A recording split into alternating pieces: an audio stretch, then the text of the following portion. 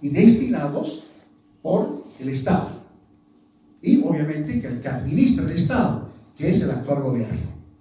¿Sí? Nos preguntamos la primera. La segunda, ¿con qué inversión de capital? Porque una empresa estratégica, cualquiera sea su carácter, si uno revisa la ley 466 de creación de empresas públicas, llámese una empresa mixta, una empresa estatal o una empresa, una gran nacional, como también se determina, el Estado debe invertir determinado capital, desde el 100% hasta el 50% del valor de una empresa. Eso no está ocurriendo hasta ahora con la creación de la gestora. ¿Sí? Entonces parecería que acá más bien se está aprovechando un importante dinero, un importante fondo de los trabajadores para otro tipo de fines. ¿Sí? Es como manejar nuestra plata para destinar a objetos, motivos que el Estado pueda determinar. ¿Muy bien? Y la pregunta, obviamente, contemplando está bien, es ¿y por qué no destinar esos excedentes por inversiones que se hagan de los fondos de pensiones a la mejora del ahorro y sobre todo de los recursos para financiar las jubilaciones o las pensiones de jubilación de los trabajadores? Preguntamos. ¿Sí? Esa es la duda que queda y lo planteamos, lo compartimos con ustedes. ¿Cuál es el objeto de la gestora? Para ir entrando con más detalles. ¿Sí? Según la ley 65, y ahí está el decreto supremo específico, el 2248, su objeto es la administración y representación de los fondos del sistema integral de pensiones, el que está vigente actualmente. Pero ojo, ¿qué fondos son esos? ¿Y qué carácter tienen? ¿Sí? El primero, el fondo de ahorro previsional, al que aportamos mensualmente todos los trabajadores que estamos afiliados al actual sistema de pensión. Eso se llama ahorro previsional.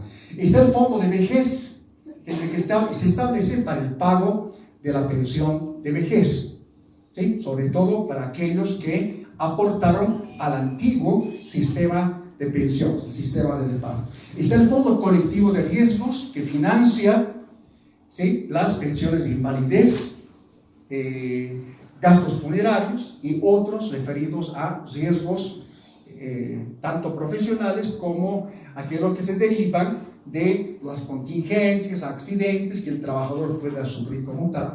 Está el fondo solidario, que es lo nuevo del actual sistema integral de pensiones, y finalmente está el fondo de la renta universal de vejez o de la renta dignidad. Esos son los fondos para tomarlos en cuenta cuando hablamos del futuro de los fondos de pensiones como tal. Bien, también se ocuparía esta gestora de la gestión de prestaciones, beneficios y otros pagos del sistema, de acuerdo también a los reglamentos que se determinen a través del carácter, la orientación de esta gestora específicamente.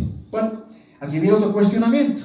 Por ley y por decreto específicamente, la gestora se estaría, eso lo pongo entre comillas, apropiando. Los compañeros petroleros hablan de confiscar.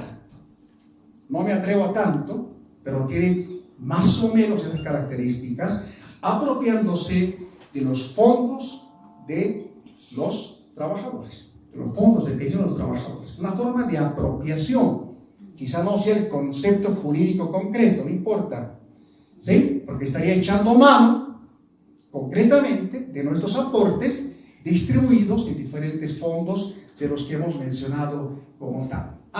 Pero además, este manejo y esta administración estaría regido por normas financieras y estatales, no precisamente de la seguridad social. ¿Sí? Cuando se plantea, vamos a ver también enseguida, se plantea que la ASFI, ¿saben lo que es la ASFI? ¿Sí? La autoridad que tiene que ver con la regulación de la actividad financiera en el país, sería el marco en el que la gestora se desenvolvería. Y el carácter financiero del actual sistema integral de pensiones se reafirma con este elemento que estamos planteando, por favor.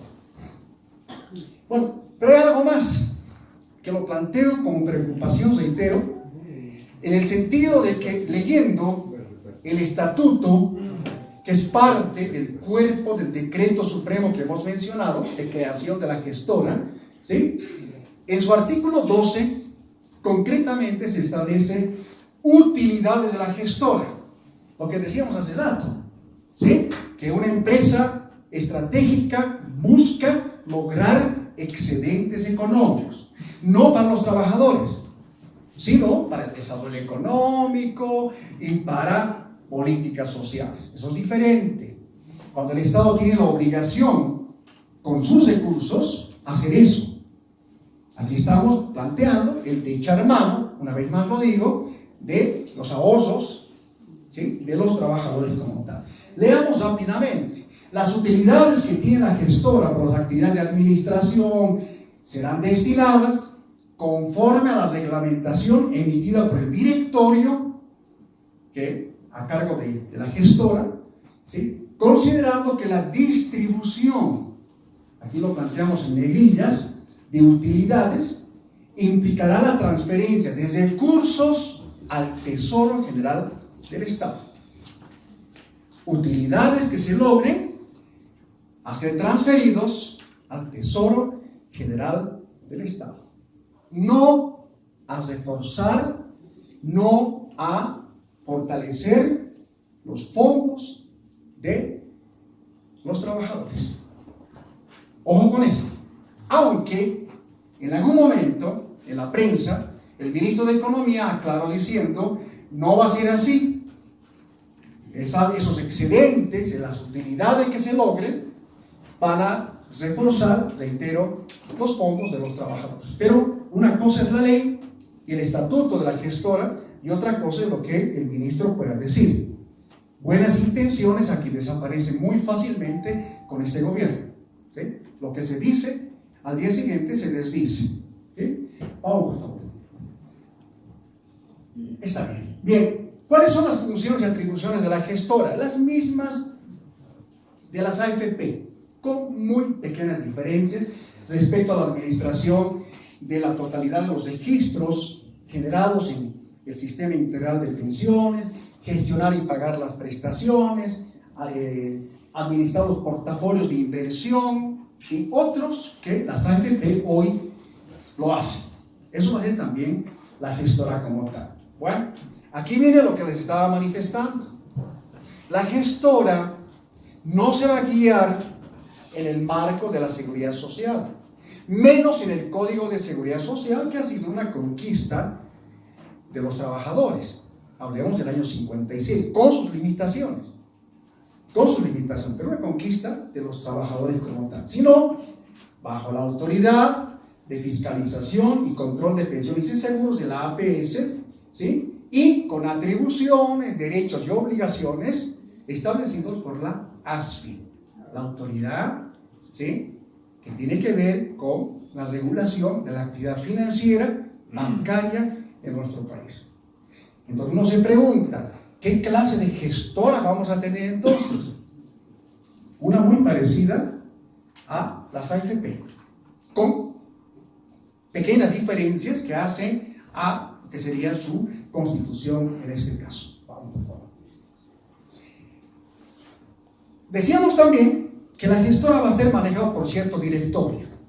Y en la ley 65 podemos ver fácilmente, y eso también se ratifica en el decreto de constitución, el directorio que va a manejar, presidir la gestora va a estar constituida por 5 directores. ¿Quién nombra a los directores? El presidente del Estado Plurinacional de Bolivia. No somos nosotros asegurados, no son los jubilados, ni todos aquellos que se benefician con las prestaciones sociales de este sistema. Un directorio constituido, reitero, o elegido de un número determinado por, ¿sí?, el presidente del país como tal. Ahora bien, Los asegurados, ya estamos también señalándolo, en esta gestora, en el directorio de la gestora, no participan. Una y otra vez eso fue ratificado por el actual gobierno, a través de diferentes voceros como tal. ¿De acuerdo? Pese, y aquí viene una contradicción del mismo gobierno, que en la ley 466 de creación de empresas públicas se establece el control social y participación laboral en una empresa pública o en una empresa estratégica. Ni siquiera lo que escriben como norma, en este caso, se cumpliría en lo que significa la dirección de la gestora concretamente, ¿sí? La gestora, este es otro elemento que nos llama la atención, y eso está ocurriendo el día de hoy, cobra una comisión similar a las AFP, 0.5%, lo que nos descuentan mensualmente cuando aportamos al sistema. ¿De acuerdo? Bien, se le observó al ministro de Economía, sobre todo al viceministro de Pensiones, en el sentido de por qué una entidad pública debería cobrar una comisión parecida a las AFP. Y él dijo que en el transcurso del tiempo esta comisión es probable que desaparezca o se reduzca a un 3% aproximadamente.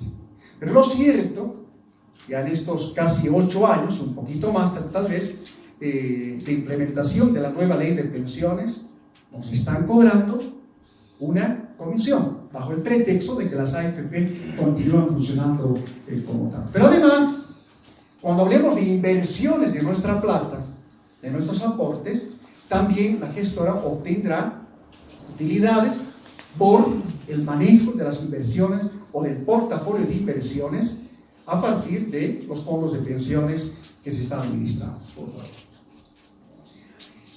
Muy rápidamente, la gestora ha sido constituida, ya estábamos manifestándolo, por un decreto, el 2248 de enero del 2015, disponiendo su inicio en 18 meses, algo que no se cumplió.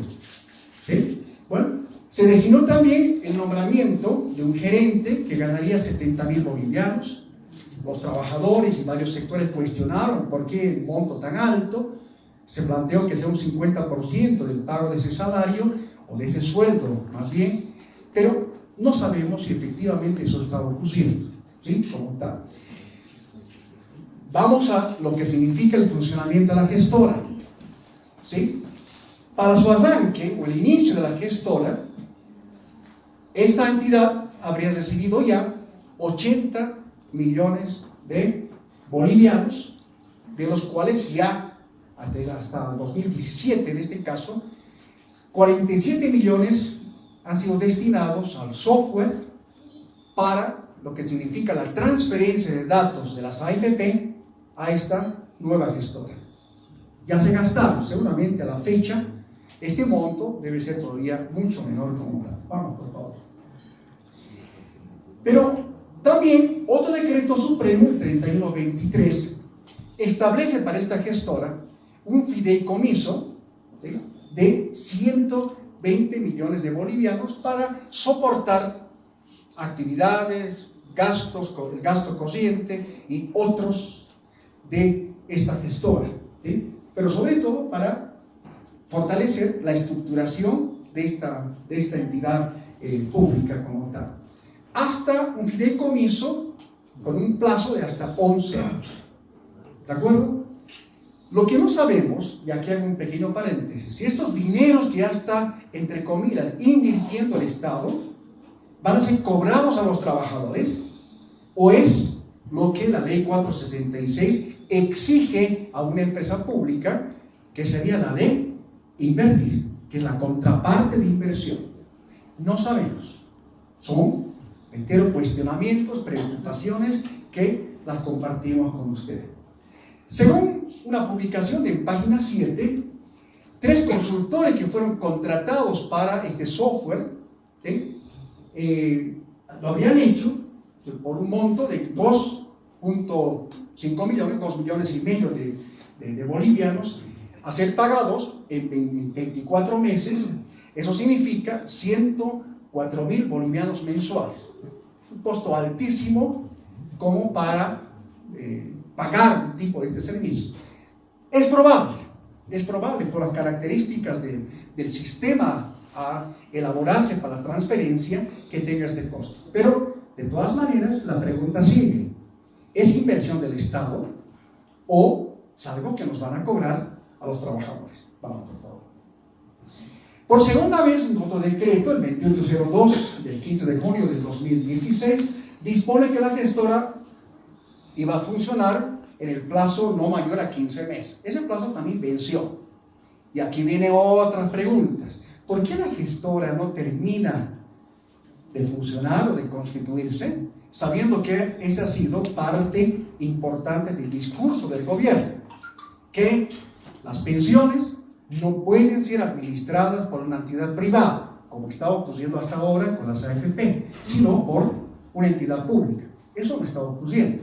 ¿Por qué no está funcionando la gestora? Según el ministro de Economía, porque habría retraso y todos los problemas debido a la incompatibilidad en el proceso de transferencia de la información de las AFP, de todos los aportantes y las carteras correspondientes a la gestora.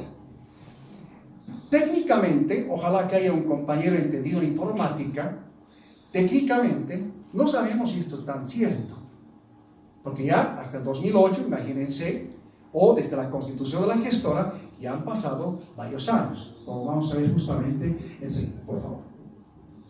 Bien, el software para lo que se está proponiendo la gestora, solamente lo indico como un dato importante, ¿sí? Ha sido adquirido en 5 millones, un poco más de 5 millones de bolivianos. Son costos altos que la gestora ya está, ¿sí?, ejecutando o realizando para empezar a funcionar como tal. La empresa se llama CISDE Internacional, solamente como un dato, de Panamá, no es una empresa nacional precisamente, ¿sí? Y lo que está ocurriendo con esta empresa panameña, extranjera, es que no está siendo fiscalizada. En este momento ni ustedes ni nosotros sabemos cómo anda ese proceso de construcción de un sistema de transferencia de información. No tenemos la información correspondiente como para poder tener un nivel de confianza en lo que va a ocurrir. ¿Ven? Habrá que ver o esperar que eso sencillamente ocurra. Finalmente, un tercer decreto, el año 2017, el 333, establece que va a funcionar o va a terminar de funcionar la gestora en febrero de este año. Exactamente el 20 de febrero de este año. Es muy probable que tampoco termine de funcionar o de establecerse como tal, totalmente, la gestora. Y las preguntas son: ¿por qué tanta espera cuando las AFP continúan ganando con los aportes nuestros? Por favor. Bueno, el retraso de las actividades, según nuestro análisis en el CEDLA, una de las razones, tiene que ver con la mora que tiene el actual sistema de pensión. Una mora cambiante y sobre el que no hay precisamente transparencia, ¿sí? La mora que corresponde a varias empresas públicas fundamentalmente, que son las principales deudoras en términos de los aportes, de la regularización de aportes al actual sistema y por tanto a la gestora, ¿sí? Una mora que, como planteamos acá, en la última década se habría incrementado en un 140%. Y obviamente también recuperar aquellos, entre comillas, créditos, digo entre comillas porque no ha sido precisamente así, que las AFP habrían ejecutado. Por ejemplo, solamente pongo un ejemplo, que lo hemos denunciado en su momento en algunos boletines. Por ejemplo, 18,5 millones de dólares otorgados a la extinta Ametex con recursos, ¿sí?, de los nuestros, de los fondos de pensiones. Recursos o préstamos que sencillamente fueron castigados. Contablemente no significa que no se puede recuperar. ¿Okay? Entonces, hay como que aquí ya ha habido y está habiendo con las AFP, de manera directa o indirecta, un manejo no transparente, en este caso, y hasta erróneo, de lo que significa el manejo de nuestros aportes. Y Ametex, lo que pasó con Ametex, es un buen ejemplo, por favor. Ahora, aquí reflexionamos algunos elementos respecto a la gestora y los riesgos respecto a lo que significa el futuro de las pensiones y de los fondos de los trabajadores. Primero, no es inadecuado, no es ilógico que el Estado o una entidad pública administre un sistema de pensiones. Ya, vamos a estar de acuerdo de una u otra manera que sea una entidad pública, que ya no sea una orientación privatista. Lo inadecuado es que la gestora va a administrar un sistema de pensiones neoliberal y carente de orientación social. Esto es lo terrible. Como decimos en sentido popular, ¿sí? La gestora va a ser muy similar a la CFP, es decir, la misma chola con otra pollera.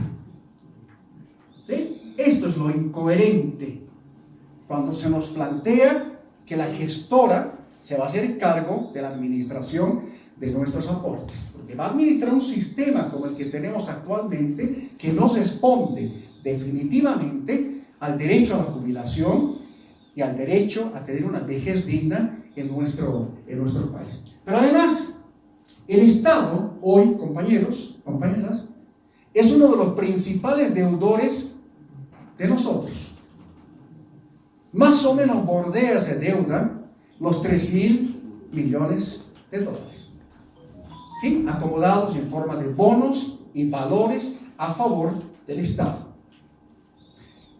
No hay información, transparencia fundamentalmente, que nos muestre cómo está haciendo el Estado para pagar el saldo o los saldos correspondientes de estos dineros. No sabemos. Aquí viene la figura interesante. Un Estado que es deudor nuestro se va a hacer cargo a través de la gestora de la administración de nuestra plata, de nuestros aportes. Hay incoherencia, hay cuestionamientos, con sobradas razones de los trabajadores y de diversos sectores respecto a este elemento. Y mucho más preocupa que se pinte de esta manera el carácter de la gestora, porque sabemos que el actual gobierno, hay que decirlo así de manera franca, ha entrado hace ya algunos años en una fase delincuencial. Y cuando digo delincuencial no es ningún insulto, ninguna acusación, nada. Es una fase típica de un Estado burgués, de un Estado como el que tenemos en el país, donde la corrupción, la prebenda, la apropiación indebida de recursos públicos se vuelve ya una característica de funcionamiento y de administración de los recursos públicos o de los bienes públicos. Corrupción todos los días. No se olviden que hace un tiempo atrás el gobierno planteó concretamente aprovecharse de un artículo de la ley 65 de manejar y disponer de un dinero del 5% que se plantea para ciertas inversiones a favor de las empresas o los empresarios del sector agrícola. Y también otro para la micro y pequeña empresa. Aquí parecería que se estaría dando carta libre a esta forma de manejo y administración de nuestros fondos como tal. Por favor. Bueno, algunos datos concretos para compartir. Las AFP, ¿cuánta plata van a transferir a la gestora? A abril de este año, alrededor de 17.100 millones de dólares. Estamos hablando del 40% del Producto Interno Bruto del año pasado. Es decir, es una muy buena cantidad de plata. Es un fondo muy atractivo para el Estado y para el gobierno para poder hacer uso, tener control de lo que significa esta cantidad importante de recursos. Es una muy buena cantidad de plata, ¿sí? De una población afiliada de un poco más de 2.275.000 afiliados, de los cuales más o menos un 30%, 35% son aportantes regulares. Es decir, más aportantes, obviamente más recursos como tal. Un dato al 2017, julio de 2017, nos muestra otro dato interesante. El Fondo Solidario, solo el Fondo Solidario, que es el que estaría soportando hoy el pago de la pensión solidaria, contaba con 2.011 millones de dólares. Es un elemento que lo menciono porque a propósito de la solidaridad, del principio de solidaridad, este fondo podría fortalecerse como para ser una alternativa para mejorar las pensiones de jubilación. Solo que el gobierno no cumple su propia ley. Por ejemplo, el de establecer un aporte, el aporte nacional solidario que se denomina a la gente rica, a los empresarios, a los que ganan más de 20 salarios mínimos. Eso no está ocurriendo. Pero, reitero, fondo solidario puede ser, reitero, para ir paso a paso, una forma de mostrar al gobierno que sí es posible, buscando alternativas de financiamiento para la mejora de las pensiones de jubilación pública. Bueno, pasamos a un tema importante para responder al tema de este foro. Y voy a ir un poquito más rápido por el tiempo también. Respecto a las inversiones, que es una de las razones importantes del riesgo que corren nuestros fondos de pensión, nuestra plata concretamente. Estos recursos están invertidos exclusivamente, ¿sí? ¿En qué? En valores o instrumentos financieros, que es parte también del juego de la administración de pensiones, no solamente en el país, sino también en otros países, con algunas diferencias, obviamente, como tal. Y estos recursos, o estos valores, o instrumentos, se someten a las bolsas de valores. ¿Ven? Ahí donde se empieza a mover las posibilidades de inversión de nuestra plata, de nuestros aportes como tal. Para eso están establecidas distintas políticas de inversión, pero que apuntan fundamentalmente a lo que estamos indicando, que son valores e instrumentos financieros. También se establece, por ejemplo, inversiones en el extranjero, a través de ciertos intermediarios o mandatarios, en fin, pero eso es lo menos, el porcentaje menor, como para poder buscar fuentes de mejora de la rentabilidad a partir de las inversiones. Está establecido, ya decíamos, en valores y bonos estatales, que es una característica particular de dónde va nuestro dinero, dónde van nuestros aportes, cómo se están manejando y en qué se están invirtiendo para ganar mayor rentabilidad. Pero lo que rige actualmente, la forma como se está invirtiendo en estos bonos y valores, pone en riesgo, serio riesgo, la rentabilidad. ¿Sí? Sabiendo o tomando constancia de que en los últimos años ha habido una disminución fuerte de la rentabilidad en el país, sobre todo del Estado, que paga como interés o por nuestros aportes, ¿sí?, menos del 3%. ¿Sí? Esto es otro elemento a tomar en cuenta en el sentido de cómo se está manejando nuestra plata, nuestros aportes, y quién tiene en sus manos, en este caso el Estado como tal. ¿Por qué está ocurriendo esto? Hay, para decirlo en términos específicos, una inadecuada política de inversiones. Por favor, explicamos de qué se trata. Hasta agosto del 2017, las AFP Previsión y Futuro invirtieron en el extranjero aproximadamente 990 millones de dólares. O sea, poco. Si hablamos de los 17.000 o hasta ese momento, cerca de 15.000 millones de dólares, 990 es poco. ¿Qué puede ser una posibilidad de invertir en el extranjero para ganar mayor rentabilidad? Pues no, pero fíjense, el monto es pequeño como tal. Pero para colmo, esta inversión en el extranjero ha sido dispuesta por bonos, ¿sí?, acomodados, administrados por el Estado boliviano, el extranjero, ¿sí? Pero lo curioso, y lo digo así, curioso porque lo digo así en términos muy sencillos, los que compran esos bonos acomodados el extranjero, los que compraron son las mismas AFP. Esto llama la atención. No son precisamente otras empresas, otros inversionistas, otros participantes en las bolsas de valores, en absoluto. Son las mismas AFP. Entonces ahí empezamos a preguntarnos, ¿por qué no se adquirieron en el país? ¿Por qué no se pusieron en venta esos bonos y valores en el propio país? ¿Sí? Eso puede impulsar, por ejemplo, que algunos sectores, empresas, puedan tener una fuente de recursos y por tanto tener un poco más de rentabilidad como tal. Por favor. ¿Sí? Bueno, con este dato que estamos planteando y que pone en riesgo la rentabilidad que ganamos por los aportes a los fondos, la ley 65 establece una rentabilidad mínima de 3%.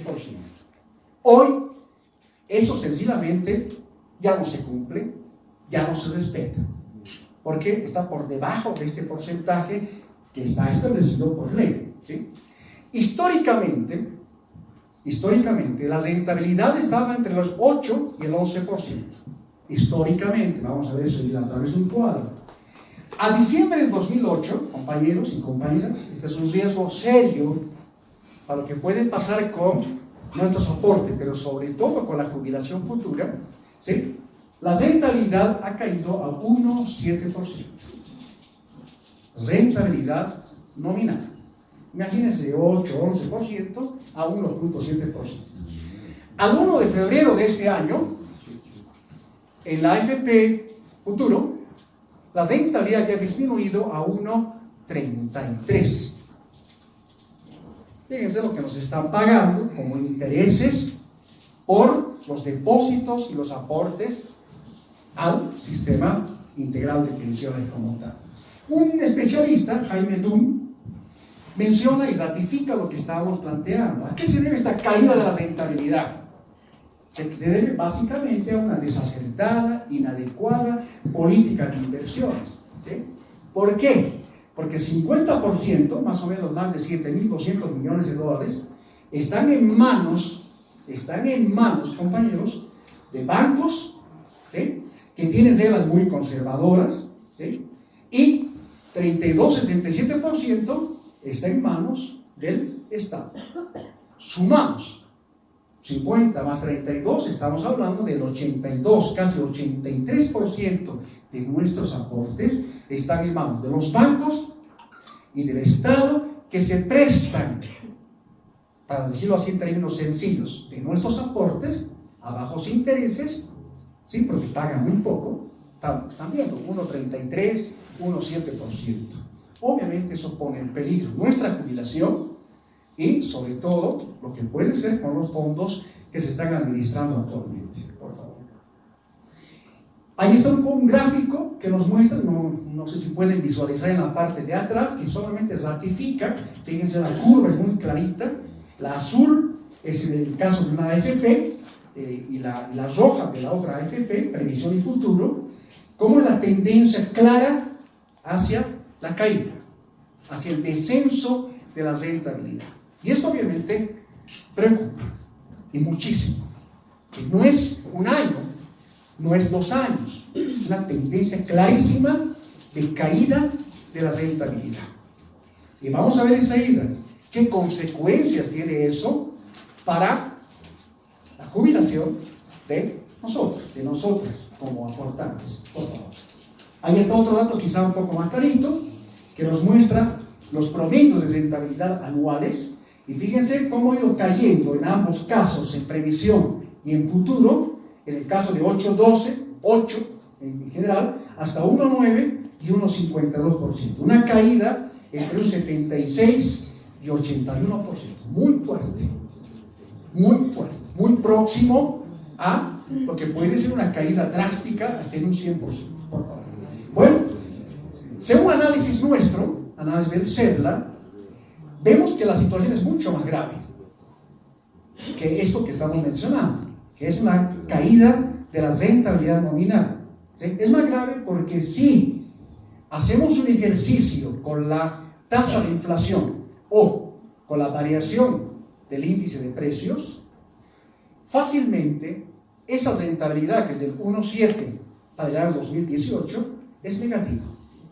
El 2014 es un ejemplo clarísimo de que es negativo, y también el 2018.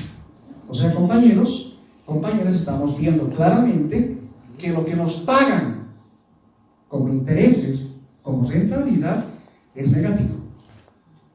¿Eso qué significa para nosotros? Enseguida vamos a compartir eso, por favor. Bueno, y si nos preguntamos, ¿y esta caída o este comportamiento de la rentabilidad va a mejorar con la nueva gestora?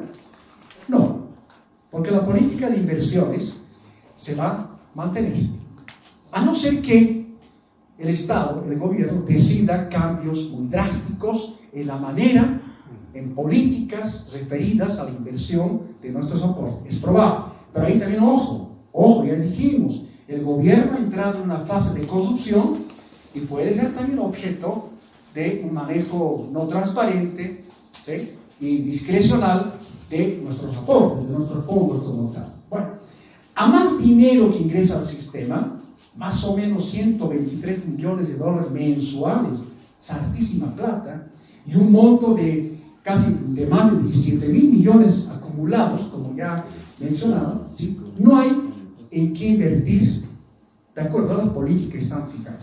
¿Por qué digo eso? ¿O por qué decimos eso? Analizando la cartera de las AFP, esto es para que se caigan de espaldas, compañeros, se observa que el 98%, casi 99% de las inversiones de estas AFP han sido invertidas en empresas cuya calificación tiene que ser o A o AAA. Son estos elementos, criterios, parámetros técnicos para saber a quién se presta, a quién se da el dinero de nuestros aportes. A y AAA como tal. Bueno, esta alta calificación limita, así de sencillo, la lista a solo 71 empresas. Es decir, 71 empresas pueden prestarse, entre comillas, de nuestro dinero.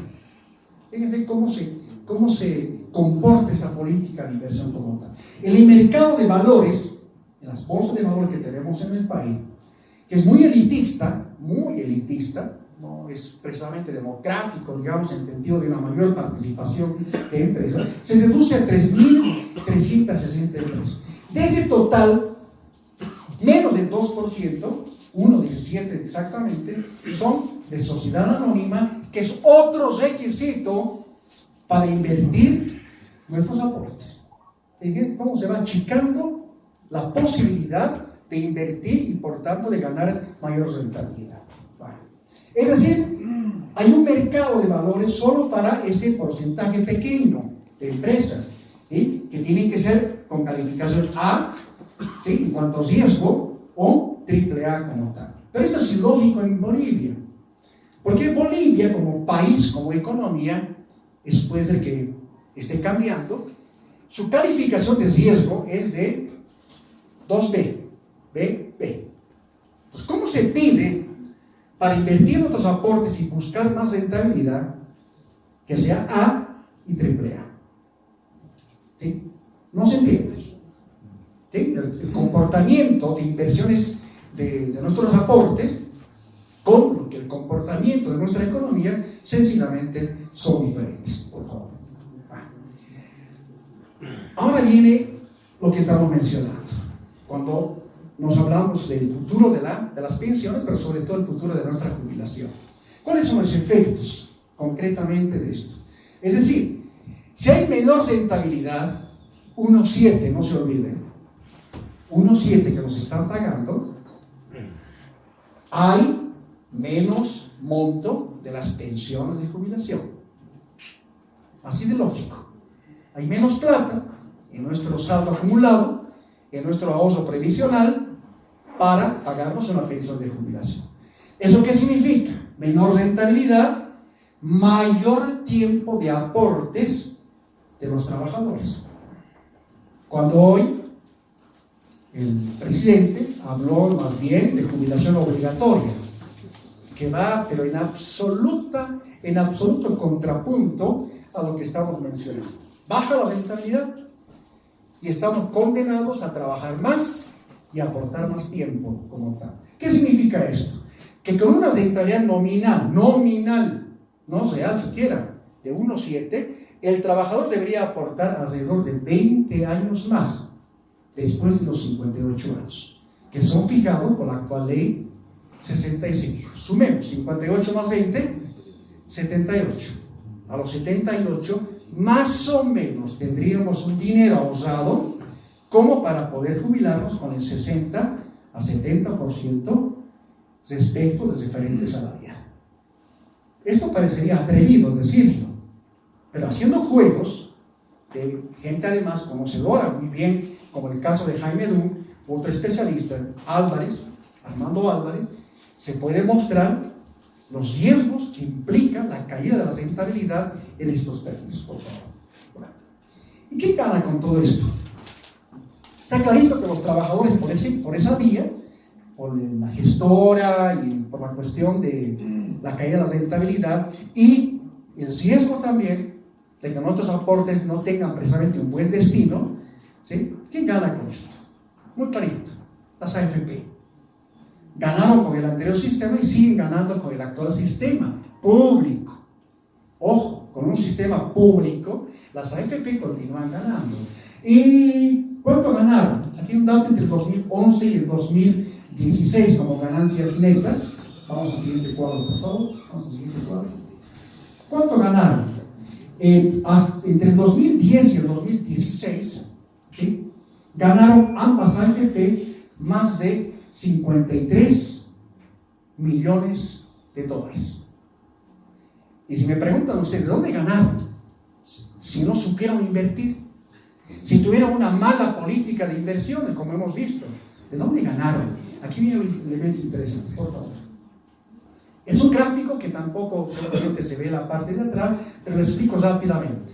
La parte anaranjada, que es la más grande de este gráfico, es la parte correspondiente al cobro de comisión. Es decir, ese 0.5% que nos cobran mensualmente. Solo con eso, imagínense el tamaño, las AFP han ganado más de 55 millones de dólares entre el 2010 y el 2016. Fácilmente, eso es lo que va a ganar la gestora. ¿Para quién? Si los costos de operaciones están descontados de esa cantidad de dinero que hemos mencionado. Es ganancia neta. Ahí está el riesgo de nuestros fondos. Que esos 55 millones que la gestora pueda tener de acá a unos 6 o 7 años no van a ser destinados para nuestros ahorros, para nuestros fondos, sino para lo que implique necesidades del propio Estado. Es decir, van a ganar con nuestros aportes. Ahí está un riesgo serio de lo que puede pasar y hay que estar atentos. Hay que estar atentos a lo que puede ser esta orientación. Vamos terminando. Y con todo esto nos preguntamos, algo que hemos ido nosotros en todos estos años discutiendo con trabajadores, en parte con alguna gente del actual gobierno, ¿cuál es el futuro de la jubilación? No solamente de nuestras pensiones, y de nuestros aportes, sino de la jubilación. El actual sistema integral de pensiones, compañeros, con esto voy a finalizar, no garantiza el derecho a la jubilación, que es un tema que podría ser parte de una exposición aparte, y a una vejez obviamente con necesidades que se puedan cubrir. No garantiza. ¿Por qué? Porque paga y se produce pensiones bajas, que a futuro van a ser miserables. Y no exageramos con esto. Van a ser miserables porque desaparece un componente actual que es la compensación de cotizaciones. Hoy los jubilados que tienen aportes al tener un sistema, ese aporte, ese porcentaje de la pensión de jubilación, es el que está soportando que por lo menos la pensión de jubilación hoy equivalga a un 25, 30, hasta quizá un 40%. A futuro, los jóvenes que están aportando hoy solo se van a jubilar con aproximadamente el 20%, y eso quizá menos, cuando hablamos de una pensión de jubilación. Entonces, por eso decimos vamos a pensiones miserables. Ese es el futuro, pese a que el gobierno está ensayando con el pago de la pensión solidaria. Una pensión solidaria que no es tan solidaria, porque saca del camino del beneficio, ¿sí?, a aquellos que ganan o tienen un diferente salarial mayor a 6.000 bolivianos. Es decir, médicos, algunos maestros, sobre todo del magisterio rural, ¿sí?, y seguramente aparte de la administración pública y probablemente de algunos sectores productivos. Entonces, no es precisamente tan solidario. Nosotros somos los solidarios que aportamos al fondo solidario, pero no, sino particularmente a aquellos que tienen pensiones bajas. Ese es el propósito, y está bien, pero reitero, el carácter solidario no es precisamente universal, es más bien discriminativo como tal. Bueno, en tal sentido decimos, y esto lo planteo con todo lo que hemos ido trabajando, que el actual sistema en tan poco tiempo reitera el fracaso que fue el anterior sistema del Seguro Social Obligatorio. Es un fracaso. ¿Por qué es un fracaso? Porque no nos garantiza el pago de una pensión de jubilación que alcance para vivir. No hablemos de una pensión digna porque es casi lírico, pero bueno, que le alcance para vivir. Hoy, las pensiones que se pagan equivalen más o menos a entre un 20 a 40%. Jubilarse es como un castigo. Jubilarse es como un castigo. ¿Sí? Es como si ya vamos a comer menos, vamos a vestirnos menos, vamos a utilizar transporte menos, etcétera, etcétera. Es un castigo. ¿Sí? Recientemente, la anterior semana, un compañero vino a la oficina y le dice: compañero, yo gano más o menos 13.500, es indiferente, cerca de los 13.000, y me quieren jubilar con 3.500. Imagínense esa diferencia. Entonces, así no podemos jubilarnos. Aunque el gobierno está planteando que nos van a obligar a jubilarnos a cierta edad. No sabemos si 60 o 65 años, probablemente. El magisterio, eso seguramente José Luis nos puede comentar con mayor conocimiento de causa, ya ha sido obligado con una circular del Ministerio de Educación para que aquellos mayores de 65 o 70 años, ¿sí?, ya tienen que jubilarse. ¿Sí? Bueno, pero esa es la cuestión. Y obviamente la demanda de los trabajadores, compañeros, eso no es ninguna novedad, es jubilarse, sí, pero con el 100% respecto del diferente salarial. Eso no es imposible. Por favor, eso no es imposible. Aunque el vicepresidente García Linera diga lo contrario. Eso no es imposible. Sí se puede lograr ese 100%. ¿Cómo? Que el Estado y los empresarios aporten para el ahorro y los fondos de los trabajadores. Así de clarito. Eso pasó ya con el antiguo sistema de reparto, donde porcentajes diferentes hacían que el Estado y, reitero, los empresarios aportaran. Hoy solamente aportamos nosotros para nuestra propia pensión de jubilación. Y solo cuando nos jubilemos aparece la pensión solidaria, pero mucho más después. Sería interesante que lo solidario se aplique desde el primer mes de aportes nuestros. Eso sería distinto. Ahí tendríamos un buen dinero como bolsa para poder jubilarnos como tal. Vamos. Y obviamente a futuro, la jubilación tiene que ser financiada por el Estado y los empresarios, no por el trabajador. Eso ya está ocurriendo con el seguro de salud. ¿Quién paga el seguro de salud? Es el empleador, es el empresario. La jubilación, ¿por qué no la pagan? La hacemos como pregunta. ¿Qué hacer? Aquí simplemente algunas ideas como institución, avanzar hacia la construcción de un nuevo sistema solidario universal. Este es el desafío, ¿sí? Recuperando ciertos principios que ya están dados en el Código de Seguridad Social, que son solidaridad, universalidad y eficiencia, por lo menos como elementos que guíen un sistema de carácter social, ¿sí? El CERLA, como institución, reitero, en todos estos años, busca aportar en esa perspectiva. Y hemos hecho algunos ejercicios, sobre todo para los compañeros del antiguo sistema, conjuntamente con la Confederación de Jubilados y Rentistas, algunos ejercicios para demostrar que sí se puede mejorar las pensiones de jubilación, como un paso intermedio hasta que por lo menos se recupere el aporte tripartito, Estado, empresarios y trabajadores. Pero eso es posible. Y obviamente sumarnos al objetivo de ustedes y muchos sectores de jubilarse con el 100% respecto del referente salarial. ¿Eso es posible? Sí es posible. Sí es posible. ¿Sí? Muy bien, compañeros, muchísimas gracias por escucharme, por compartir este tiempo.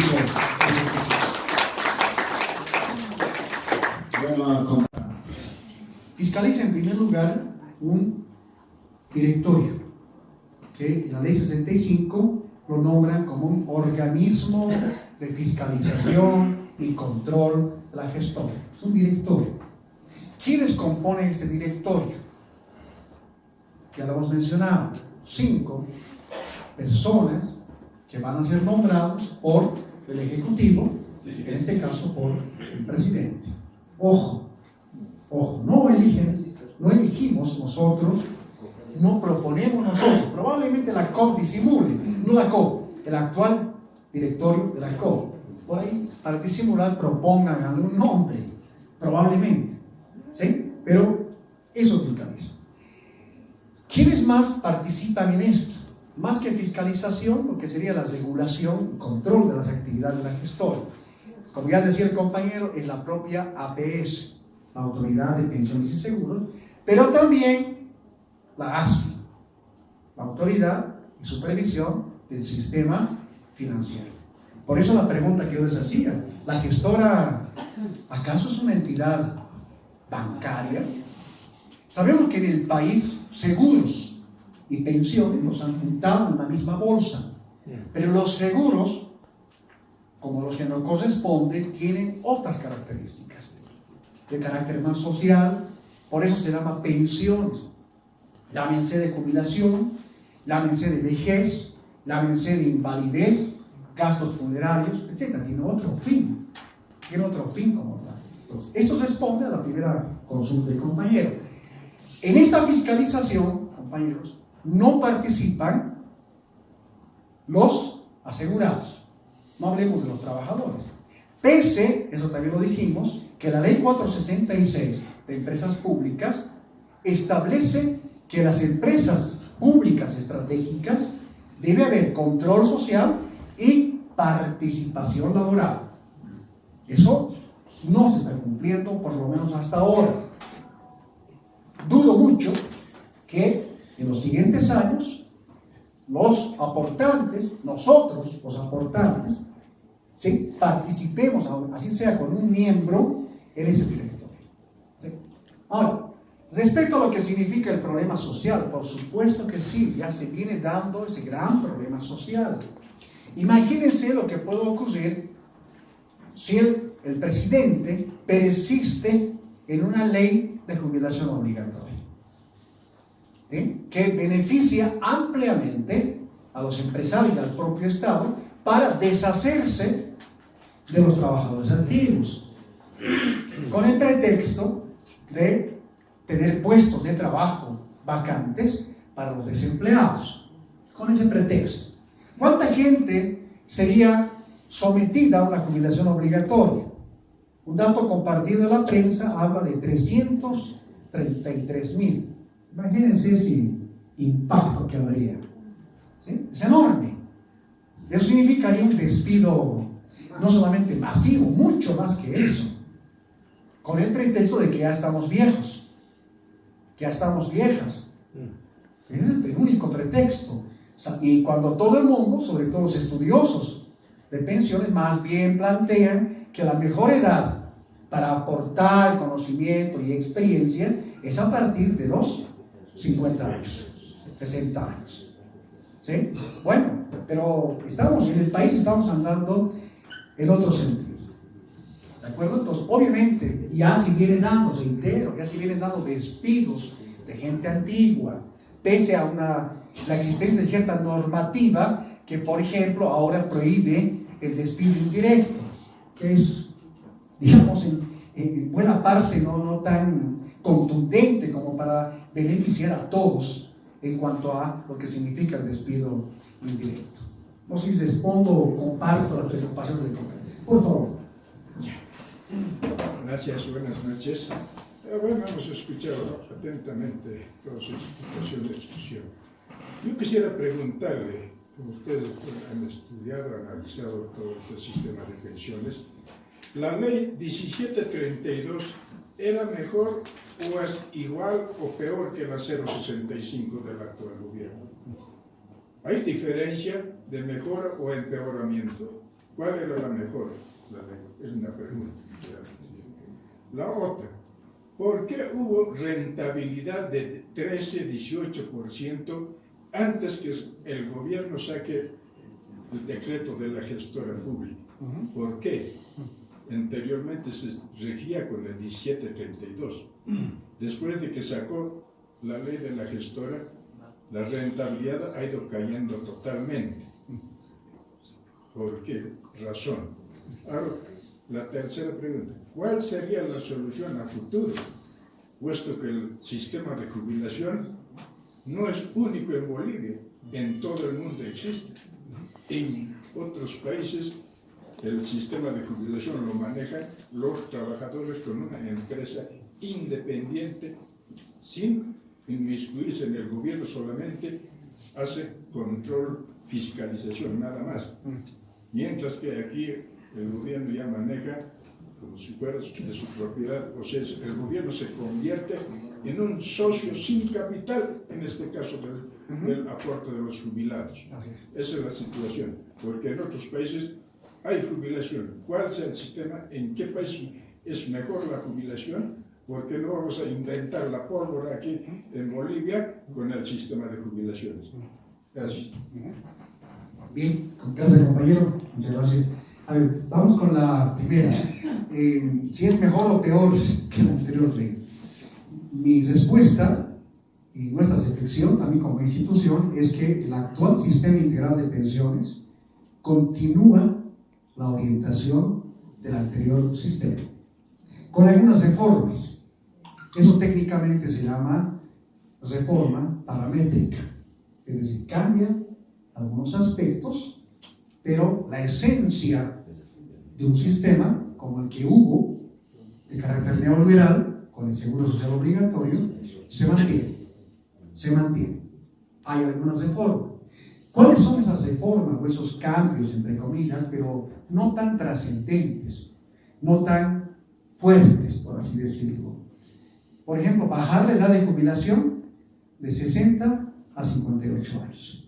Y para los mineros, por ejemplo, hasta los 50, cumpliendo ciertos requisitos. Ese es un cambio paramétrico. ¿Sí? ¿Cuál fue el otro cambio? Bajar el porcentaje de jubilación respecto del referente salarial de 70 a 60%.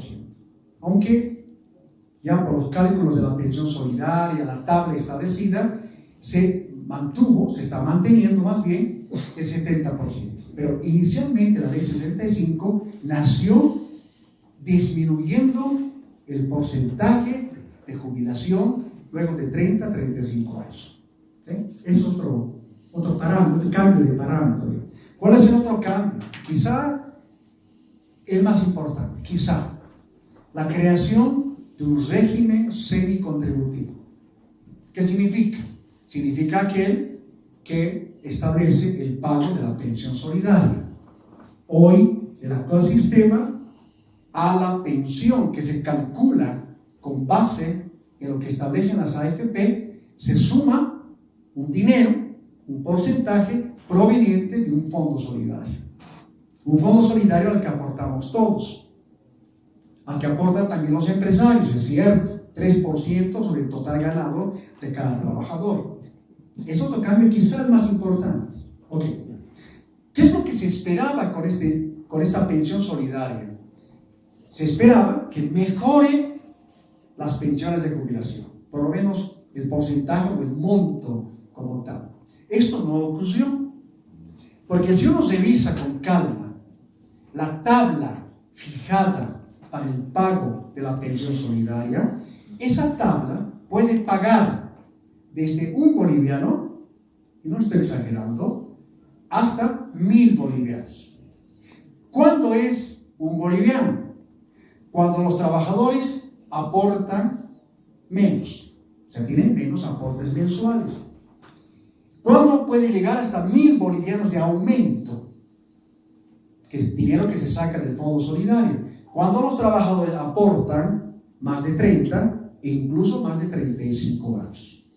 Cosa que no va con la realidad del país. En el país, según una encuesta que realizamos en 2014, el promedio de años de aportes en el país es de 7 a 8 años. ¿Quiénes logran entonces 30, 35 años de aportes? Pocos sectores y pocos trabajadores. Entonces es irreal como tal. Pues la pensión solidaria funciona para los que aportan más, no para los que aportan menos. Menos años me refiero como tal. Entonces no cumple precisamente para lo que fue creado esta pensión solidaria, que es un cambio con el actual sistema integral de pensión. Y por último, otro cambio paramétrico es que el actual sistema paga la renta dignidad. Eso bajo un régimen que se llama el régimen no contributivo, con los impactos, efectos que pueda tener el pago de la renta dignidad. ¿Sí? Hoy de 300 bolivianos y desde junio de este año 350 bolivianos. Le menciono algunos cambios, pero no cambia la esencia. ¿Cuál es la esencia? Es que la gestora y el actual sistema integral de pensiones se maneja bajo criterios financieros.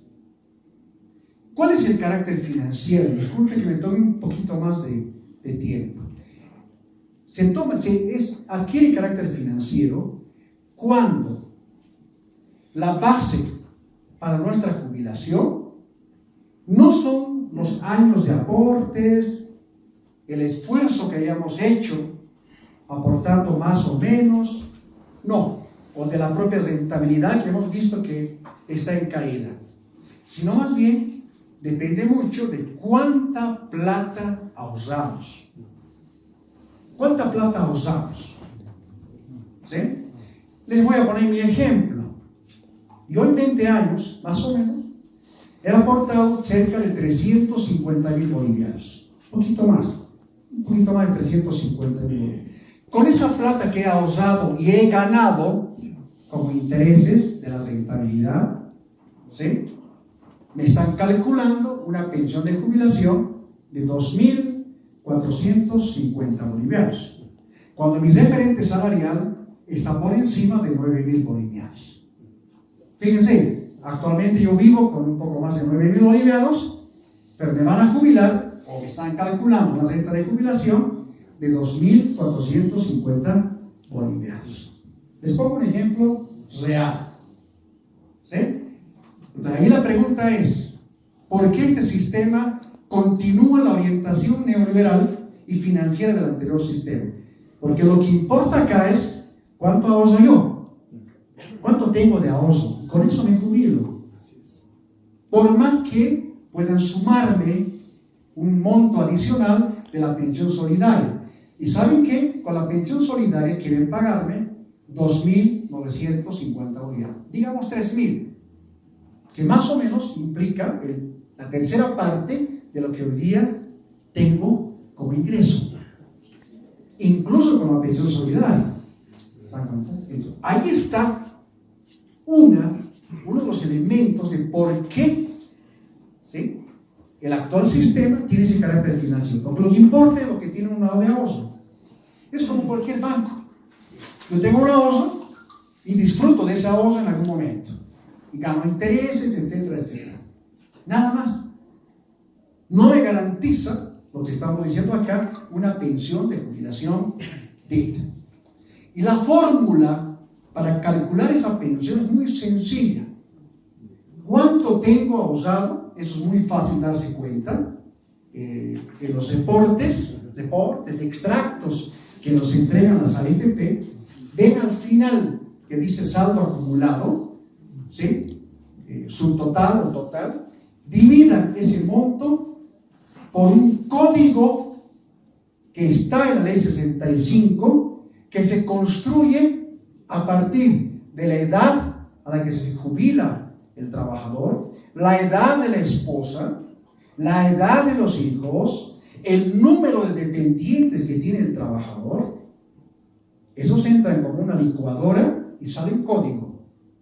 Dividan ese monto que tienen por el código que ya está establecido en la ley 65 y van a tener el monto que les van a pagar.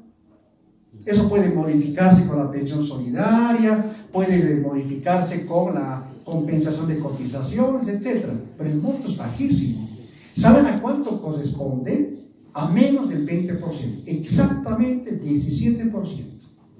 O sea, del 100% que paga la pensión de jubilación actual, 17% viene de nuestros ahorros. Y el porcentaje más grande viene de la compensación de cotizaciones. ¿Se dan cuenta? Por eso tiene carácter financiero el actual sistema. Porque no toma en cuenta el esfuerzo, el trabajo entregado, el valor generado por los trabajadores en muchos años. Toma en cuenta simplemente lo que tenemos como ahorro. Ese es el carácter financiero, ese es el carácter neural. Y eso existe en muchos países. Ahora, ¿por qué en algunos países se paga un poco más de pensión de jubilación? Muy sencillo, porque el trabajador aporta más. En algunos países hasta el 30%. Nosotros aportamos 10% para la jubilación. ¿Sí? Entonces, pero también en otros países el Estado o ciertos impuestos a partir de un modelo de administración de la seguridad social de largo plazo que permite que los fondos de ahorro de cada trabajador puedan mejorar. Ahí están algunas diferencias en este sentido. ¿De acuerdo? Pero en el país, reitero, como pasa también en Chile, que está siendo cuestionado el día de hoy ese sistema, o en Perú, para mencionar los países más cercanos, funciona también de esa manera. Pero ¿cuál es la otra diferencia? Tanto en Chile como en Perú, los salarios son un poco más altos. En Bolivia, los salarios son bajos. Peor todavía, salarios bajos, pensiones bajas. Así de sencillo. No todos ganamos 9.000, ¿no ven? O 10.000, o más de 23.000 como gana el presidente, ¿no? Los fabriles. ¿Ah? ¿Ganamos cuánto en promedio? Los fabriles. Los fabriles, pues algunos mineros. Su sueldo Pero son fabriles es bajo. Exactamente. De los La profesores, rentabilidad, ¿por qué ha variado? La rentabilidad. La rentabilidad, termino muy rápido con la rentabilidad. La rentabilidad, compañeros, históricamente decíamos estuvo entre el 8 y el 11%. Llegó en un momento al 18%, ¿sí? Con el anterior sistema. Porque sencillamente el anterior sistema había una política de inversiones distinta. Por ejemplo, inversión en el extranjero. O sea, un decreto específico de invertir en el extranjero.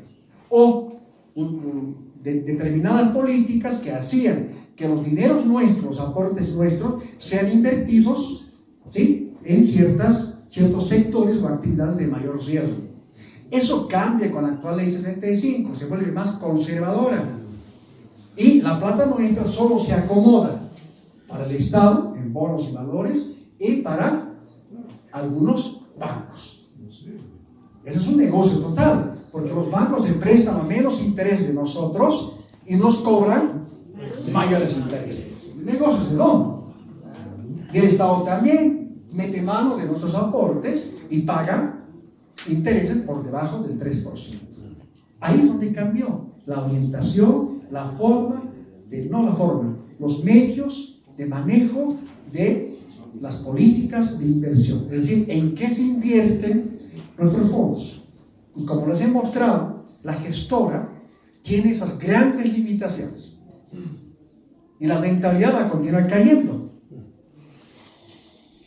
Va a continuar cayendo. Vamos a ver lo que dijo el ministro de Economía recientemente, Arce Catacora. Dijo, entonces habría que modificar esa política de inversiones. Pero ojo, cuidado ahí, porque la puede modificar de acuerdo a sus intereses, no a los intereses nuestros.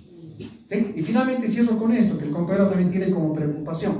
Lamentablemente, compañeros, compañeras, no hay transparencia, no hay rendición de cuentas del manejo de nuestros aportes.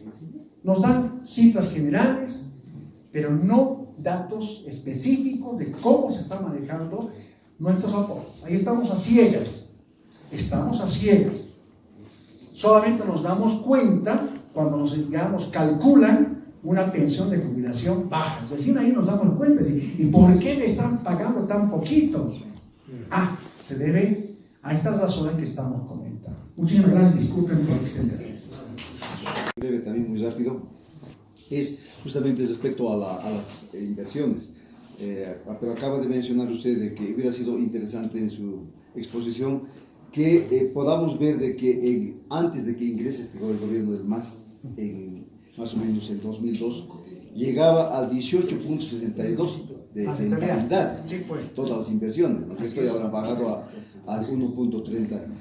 Ahora, con relación a eso, tenemos entendido que el Ministerio de Economía está proyectando una reglamentación, y es más, nos han pasado a nosotros como Confederación de Jubilados en el Sistema Integral de Pensiones una nota firmada por el exministro de Economía, Mario Guillén, en el que nos señalan que habrían pasado este proyecto, no sé si habrá aquí algún compañero de la COP, pero habrían pasado, dice, en fecha 17 de octubre de 2018, se ha enviado a la COP el proyecto de decreto supremo de inversiones de los fondos del Sistema Integral de Pensiones. Ahora nosotros preguntamos a la COP si tiene personal técnico especializado como para poder hacer un análisis de esta magnitud y poder, digamos, recomendar algo al gobierno. No sé si ustedes como CEDLA conocen esto y cómo se estaría manejando este tema de inversiones, porque como bien lo ha dicho, es pues fundamental para el futuro de todos los jubilados de nuestro país. No, seguro. A ver, sobre esto, compañeros, como institución, sí podemos aportar con algunos elementos, pero es un campo bastante especializado. Yo sugiero, me permito sugerir algunos nombres. Por ejemplo, Jaime Dung. Ni ganan intereses sus dineros. Con la administración de la empresa privada, nos han dicho, van a saber cuánto aportan. Y el rato que quiera el trabajador va a poder ir a averiguar sus ahorros. Y de paso va a capitalizarse. Y a toditos nos han llenado los ojitos con sus. Y nos han dicho, y de paso todos los trabajadores van a tener $500 en su cuenta de inicio. Pero no nos hemos dado una explicación por qué se está haciendo esas reformas. ¿Cierto? ¿Por qué hemos permitido que se destruya el sistema de reparto? Entonces, más o menos, queremos explicar eso y cuál debiera ser la respuesta como trabajadores. Por esa situación, compañeros, vamos a hacer una exposición rápida de lo que hemos visto junto con Bruno. Y nos hemos apoyado en varios datos estadísticos que ellos han sacado de la APS y del propio INE. Primero, vamos a partir del criterio de que el problema de la jubilación es parte de la seguridad social. Y para analizar cualquier fenómeno social, cualquier fenómeno de pensiones, siempre tenemos que partir de ubicarnos en qué sociedad estamos. Estamos en una sociedad capitalista, queramos o no queramos, donde hay explotados y explotadores, donde el gran propietario vive explotando la fuerza de trabajo y así acumula su riqueza. Son dos clases antagónicas porque disputan el destino de la plusvalía, por eso son clases antagónicas. Pero en esta sociedad capitalista, decimos, se caracteriza que todo lo que se hace y se produce es para vender, es decir, todo se ha convertido en mercancía. La producción es social. Con la división del trabajo, al capitalismo le permite producir mercancías en gran cantidad, ¿sí?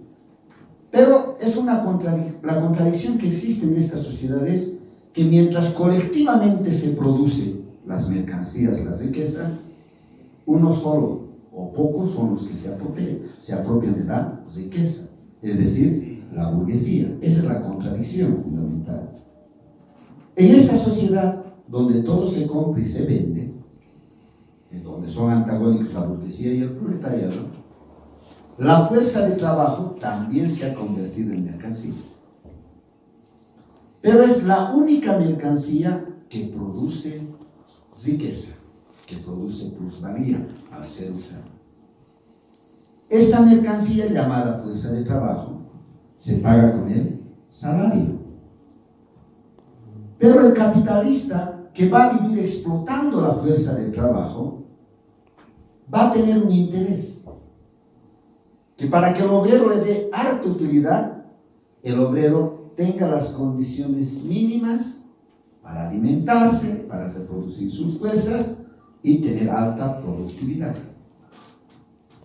Por eso el capitalismo en su etapa revolucionaria va a tener el interés de cuidar a la fuerza de trabajo para que no sea destruida físicamente y también cuidar la naturaleza, porque su fuente de riqueza va a ser la explotación a la fuerza de trabajo y también la extracción de los recursos naturales. Con este fin, el capitalismo en su época revolucionaria va a sacar leyes sociales orientadas a reglamentar para que el trabajador sea explotado razonablemente, con condiciones normales.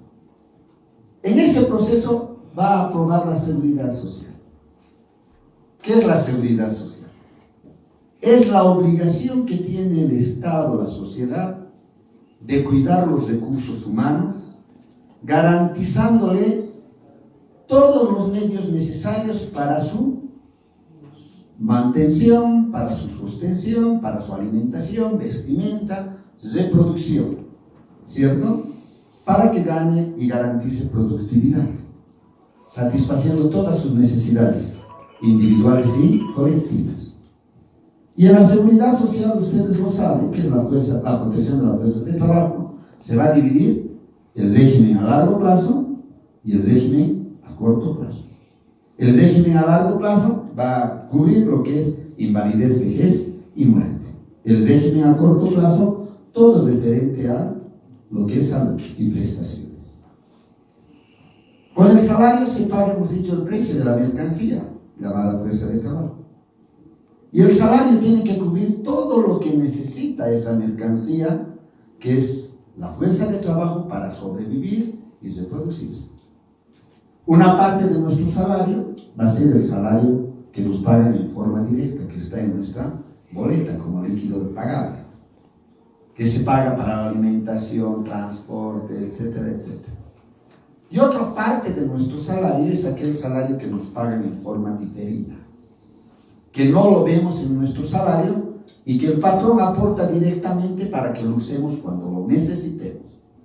Ese salario es el que se destina a la seguridad social. Por cada trabajador, del total que ganamos, el empleador, por ser parte de nuestro salario, aporta un 2% para la vivienda social. Si yo gano 6.000, el 2% de 6.000 es 120 bolivianos. Eso se deposita cada mes, de todos, al Ministerio de Vivienda. Por eso tienen la obligación de hacernos vivienda gratuita y social para los trabajadores. Y como ustedes saben, se aporta el 10% del total de nuestro salario. Si yo gano 6.600, se endosa a la caja para que me den salud cuando yo lo necesite. Eso es el seguro. Y como ser parte de la vivienda, parte de nuestro salario, también para que se reproduzca la fuerza de trabajo en condiciones saludables, se aporta y se paga lo que son los subsidios, etc. Pero también como el trabajador hace toda su vida productiva en favor del burgués y del Estado, al cual se le paga impuestos, es obligación del patrón y del Estado prever darle su renta cuando el trabajador pase su vida productiva. Es decir, la jubilación es parte de nuestro salario. Ustedes saben cuáles eran los principios de la seguridad social. Un principio era universalidad, que actualmente el gobierno recién se está acordando, que quiere decir que salud, trabajo, renta, debieran tener todos los bolivianos. Pero en Bolivia nunca se cumplió eso. Solo se cumplió para los que tenían relación obrero-patronal. Ahora recién están hablando de que todos los campesinos, etcétera, deberían tener salud. El principio de seguridad social decía eso, que a todos los bolivianos se debiera dar salud, se les debiera dar derecho a la jubilación, etc.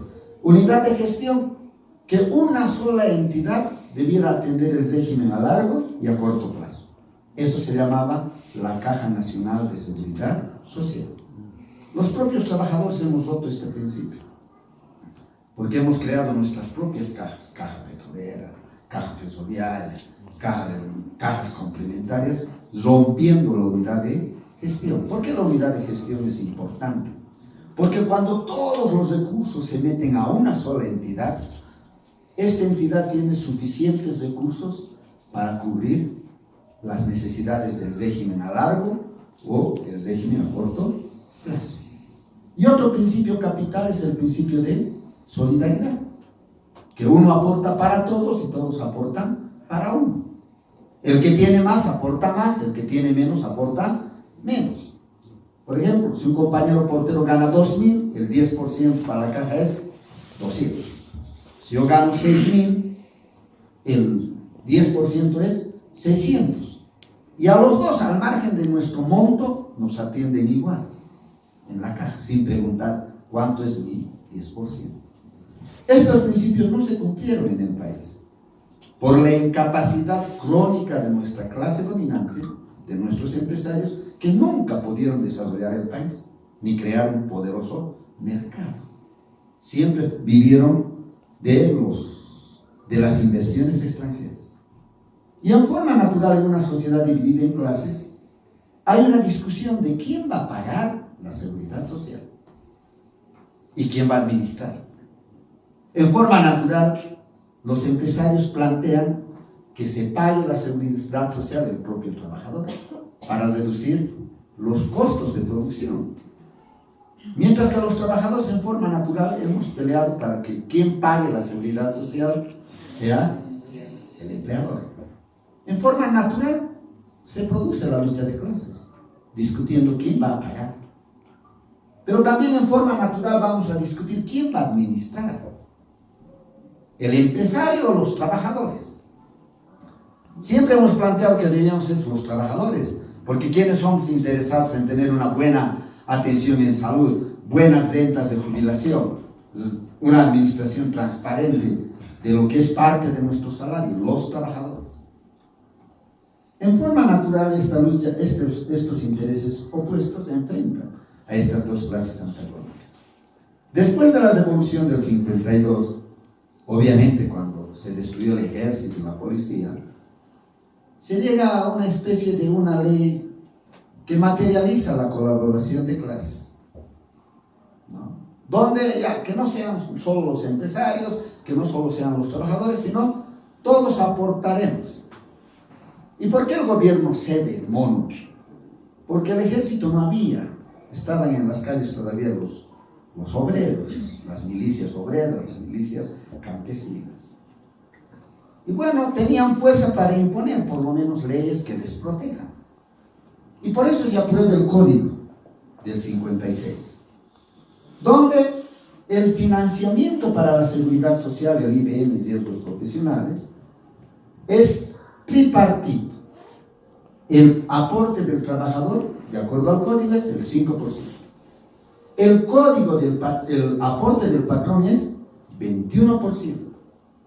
Y el aporte del Estado es 5%. De acuerdo al código, había el aporte tripartito. Era un total del 31%. ¿Y quién aportaba más? El patrón. Por el concepto de que la jubilación es parte de nuestro salario y también la salud. Los requisitos para la jubilación eran varones 55, mujeres 50, promedio de las 12 últimas boletas de pago. ¿Y cómo se calculaba la renta? La renta más baja que nos daban era el 70%. Si yo tenía los 15 años de aporte y la edad, pero si aportaba 16 años, me aumentaban un 2% más. Es decir, si aportaba 16 años, me daba el 72%. Si aportaba 17 años, el 74%. Me aumentaban de 2 en 2%. Cosa que con 20 años me jubilaba con el 80%, con 25 años con el 90% y con 30 años el 100%.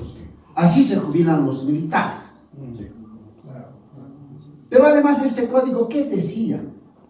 Decía que si yo podía jubilarme antes, me jubilaba con disminución de renta. Pero el código siempre veía el bienestar del jubilado. Si uno se jubilaba con disminución de edad, el código establecía que cuando cumplía la edad, se hacía un reajuste de rentas para reponerle lo que les disminuía. La intención era protegerle al rentista.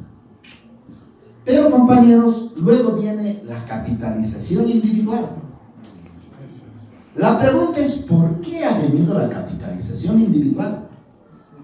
Porque parecería que es una medida solo administrativa. Como ha dicho Bruno, todos son medidas económicas. A nivel mundial, el capitalismo entra en una aguda crisis de sobreproducción. Las máquinas producen tanto y no pueden vender. Y el capitalista, cuando no puede vender, quiebra.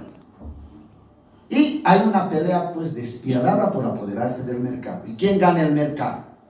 Aquel que produce más y más barato. Entonces los capitalistas, para seguir comiéndose entre ellos, ¿sí?, y para seguir ganando en momentos de crisis, plantean la disminución de los costos de producción. ¿Y cómo van a disminuir los costos de producción? Disminuyendo el monto que se destina al salario del trabajador. Van a eliminar el aporte del patrón y del Estado para la jubilación. El único que va a aportar para la jubilación es el propio trabajador. Pero además el capitalismo va a decir a los cuatro vientos que está caduco y que como clase dominante ya no puede resolver el problema de creación de fuentes de empleo, de dar trabajo a los trabajadores, a la humanidad, y que no puede colocar en riesgo su dinero. Porque aparte de no aportar para la seguridad social, nos va a decir, todo ese dinero que van a aportar los trabajadores, los voy a usar yo, los capitalistas, a través de las AFPs, para que con el dinero, con la parte del salario del propio trabajador, haga actividades productivas. Invierten haciendo fábricas, invierta en bolsa de valores, y yo gane plata sin poner en riesgo mi capital. Solo voy a poner en riesgo el dinero de los trabajadores. Aquí la burguesía a nivel mundial nos está diciendo, mátenme, ya no soy clase dominante que les puede garantizar comida. Por eso la capitalización individual se impone a nivel mundial. No es creación de Gomi, no es creación de los neoliberales, como dicen los masistas, es una consecuencia de la crisis del capitalismo a nivel mundial. Y aquí aparece lo que ustedes saben: 10% aporte laboral, 1.71 es riesgo común, eso aporta el trabajador, 1.71 es riesgo profesional, eso es lo único que aporta el empresario, y crea la famosa comisión del 0.5 para que manejen las AFPs. ¿Con qué nos jubilamos nosotros? Solo con el 10%. El 1.71% aportamos en vano.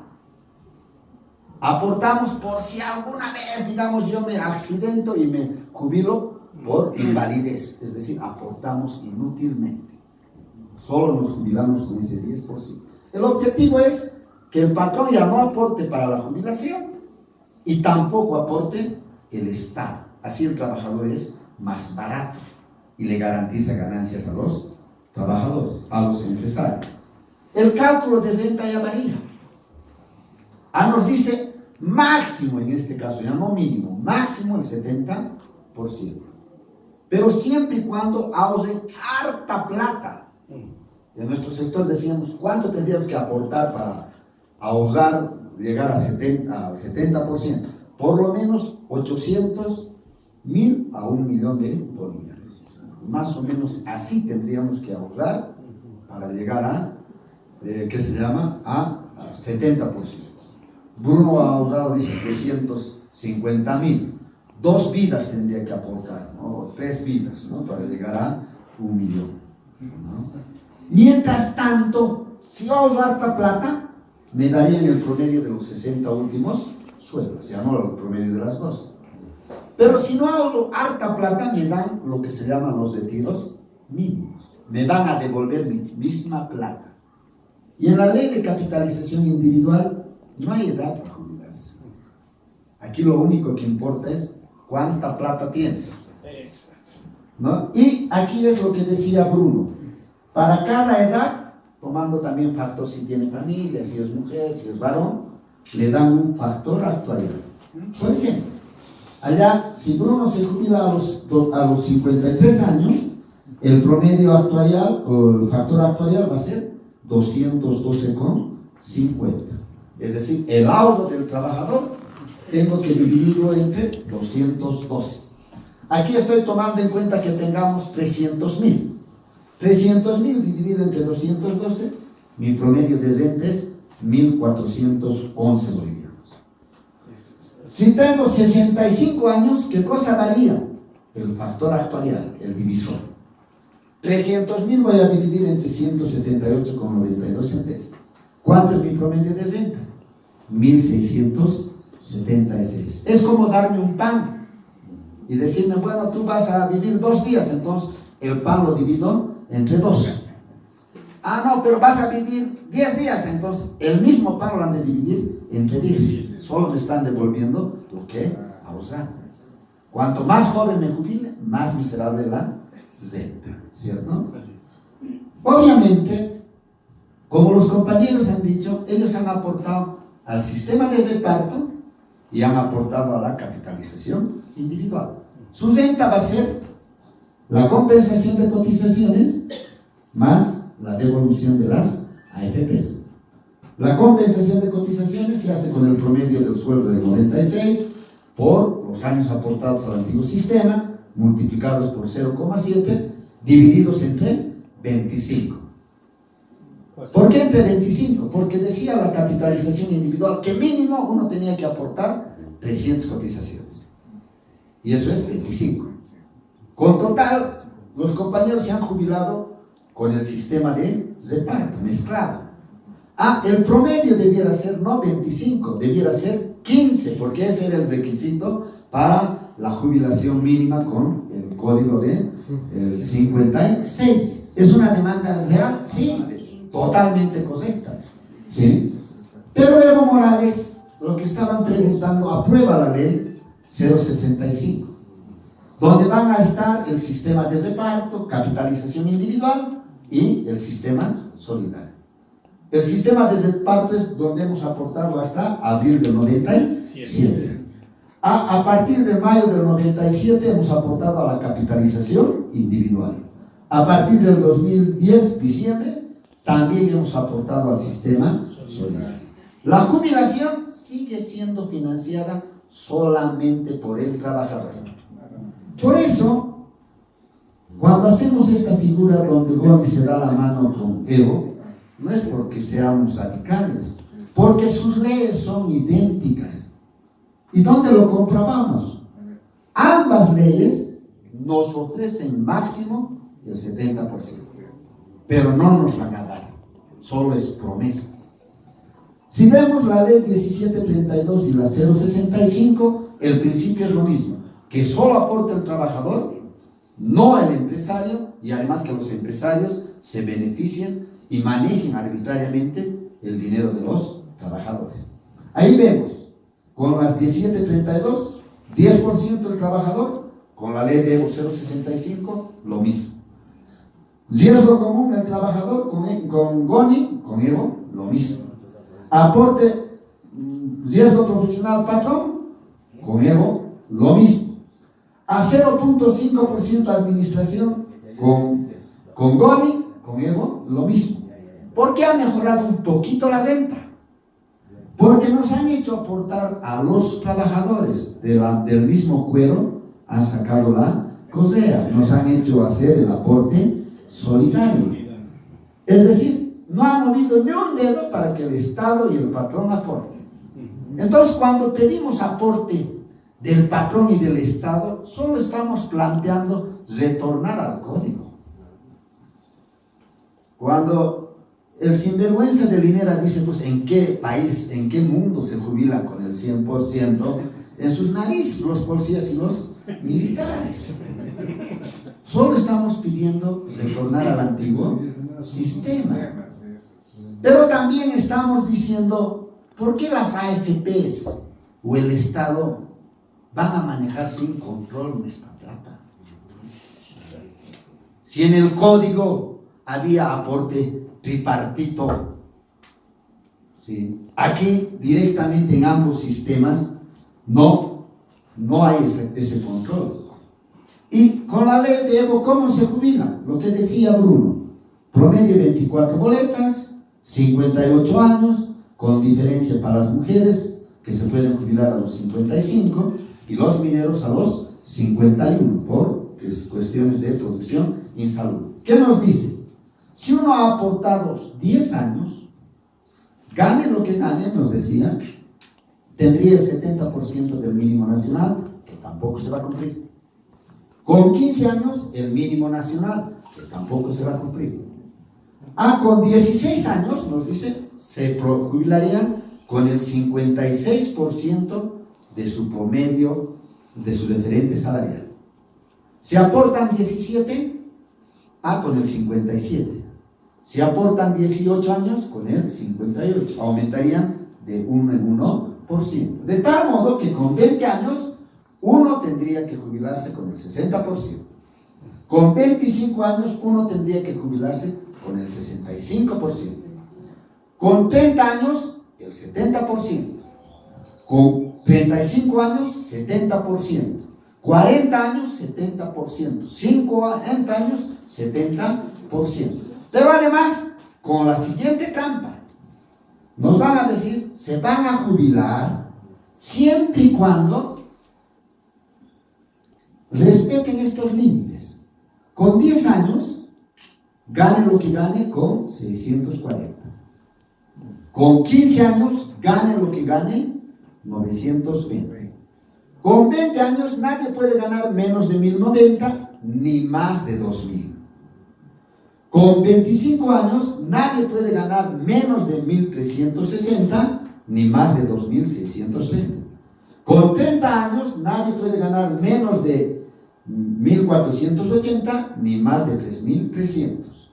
Con 35 años, nadie debe ganar menos de 1600 ni más de 4200. ¿Dónde está la trampa?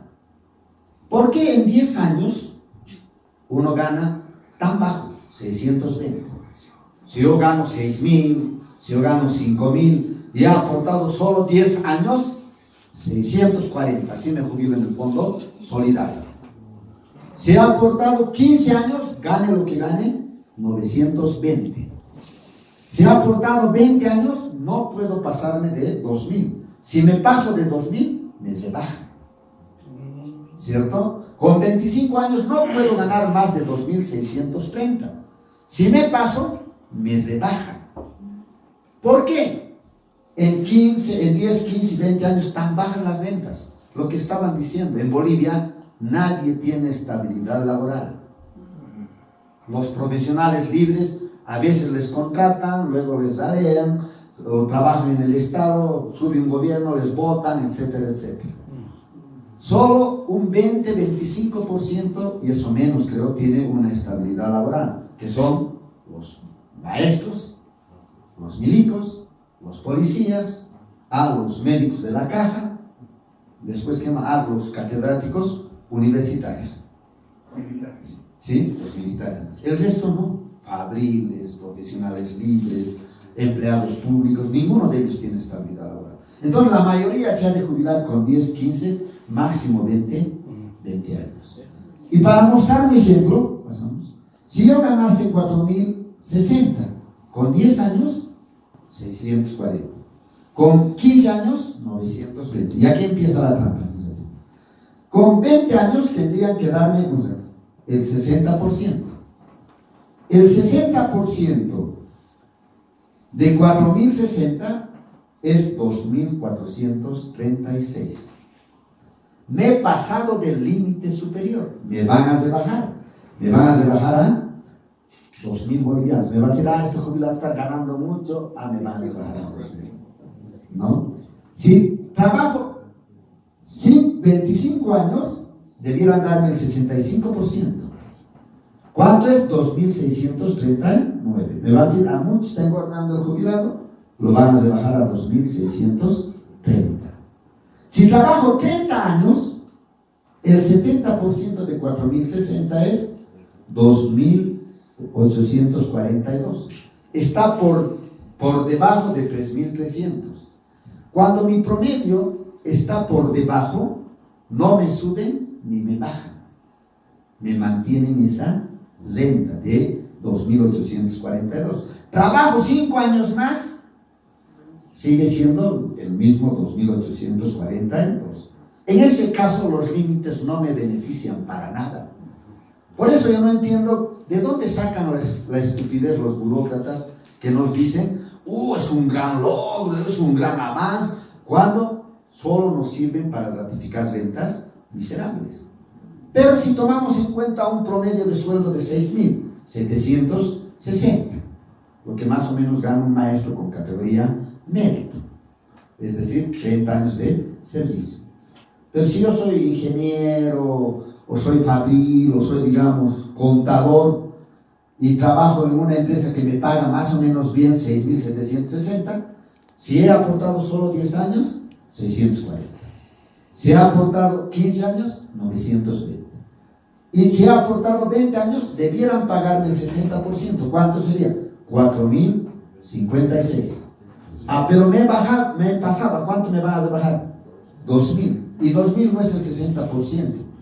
Es cerca al 29% de 6.760. Es un engaño ese porcentaje. Si trabajo 25 años, debieran darme el 65%. ¿Cuánto es? De 6.760, 4.394. Me van a decir, mucho estás ganando, me van a rebajar al límite de 2.630. Con 30 años debieran darme el 70%. ¿Cuánto es? 4.732. Me van a decir, mucho es, me van a rebajar al límite de ¿cuánto es? 3.300. Si trabajo 5 años más, me van a decir 70% no, me van a rebajar de 4.732 a 4.200. Por eso los trabajadores, los maestros dicen, he dado 30 años, 35 años de vida. Los médicos creo que su promedio salarial es 10.000, 15.000. ¿cierto? Los especialistas. Si se jubilan en el fondo solidario, máximo con 35 años van a ganar 4.200, si tienen 35 años, ¿cierto? Si tienen 25 años, máximo su renta va a ser 2.630. Por eso pues rechazamos esto. ¿Y qué planteamos?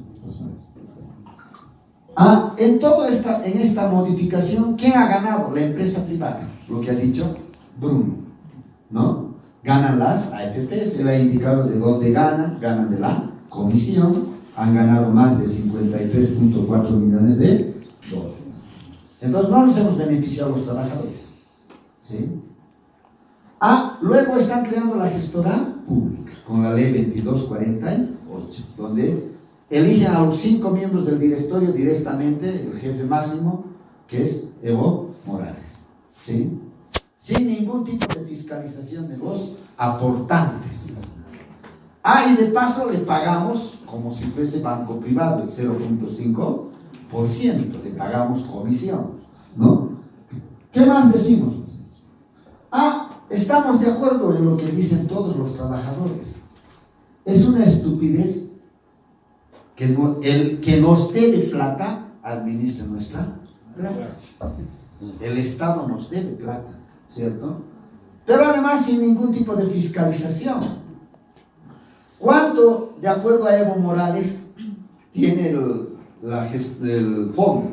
Ha dicho 17.200 millones de dólares. Es harta plata. ¿Y quién va a manejar? Angelitos, la Madre Teresa de Calcuta, ¿no? Van a administrar corruptos, ¿sí? Que van a hacer desaparecer nuestra plata, ¿sí? Entonces está pues en riesgo nuestro futuro de jubilados, de activos y de nuevos. Y no solamente eso, como es igualita la ley de Goni con la de Evo con de Goni, también en su ley 065 establece lo que ha dicho Bruno. El Estado tiene la obligación de dar el 5% de todo lo que se recauda a los empresarios agroindustriales. Los agroindustriales son pues esponjas, reciben harta plata del Estado y lo hacen desaparecer. Han hecho quebrar el banco ganadero, el banco agrícola, el BBA. Todos esos dineros que ha dado el Estado han desaparecido. ¿Y dónde está que Evo Morales es enemigo de los de la Media Luna, los de la CAICO? No, ahora está cogobernando con la CAICO. Por eso, igual que a Melgarejo, pues le han regalado un caballo. Y no le han regalado para que sea corredor, sino por medio ha habido un enorme negociado, ¿no? Que se están beneficiando los agroindustriales. Ya ha explicado Bruno todo lo que ha significado la inversión y el préstamo que ha dado Sánchez de Lozada a Ematex, ¿no es así? Pero la gestora pública ya es una arca abierta para el robo de los masistas. ¿Por qué? Si uno agarra la ley 248, ahí establece los niveles salariales de los gerentes. 70.000 el presidente, 70.000 el gerente, 39.000 subgerentes y consultores y hasta 30.000. Tomando en cuenta esa ley que no ha sido modificada por ninguna otra ley cambiando el monto salarial, aunque la COF ha chillado un ratito, ¿sí? ¿Cuánto están gastando solo en 22 gerentes? Lo hemos denunciado públicamente.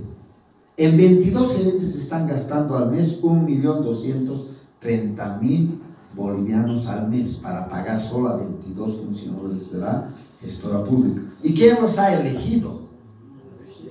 Los masistas, presidente.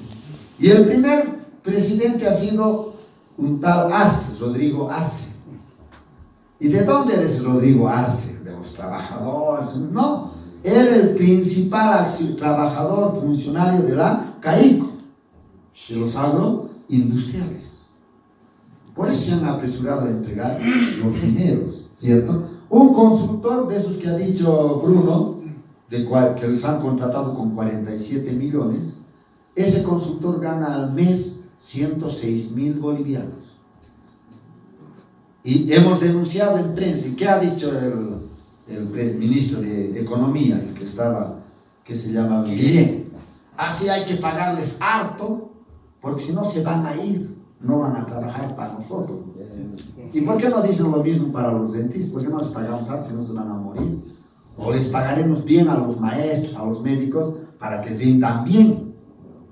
A nosotros nos dan rentas miserables a título de que tenemos que cuidar la estabilidad económica del fondo.